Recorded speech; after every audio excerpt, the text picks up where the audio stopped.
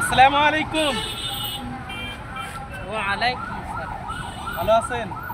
হযরত আপনার বাসা কোথায়? আমার বাসা জামালপুর। জামালপুর। তো আপনি এখানে এত রাতে ফ্লাইওভারের উপরে কি করছেন? এই দেখতেছেন বিশাল বড় জ্যাম। জ্যামের কারণে আমি গাড়িতে উঠতে পারি না, সেজন্যে এই জ্যামের কারণে আমি ফ্লাইওভারের উপরে বসে আছি। ও আচ্ছা, আপনি ঈদ করার জন্য ছুটিতে বাড়িতে যাচ্ছেন? হ্যাঁ, জ্যামে পড়ার কারণে এখানে উঠে রেস্ট নিতেছেন? জি জি। অত্যন্ত বড় জ্যাম। তো এত জ্যাম খেটে এত কষ্ট করে বাড়িতে যাওয়ার উদ্দেশ্য কি?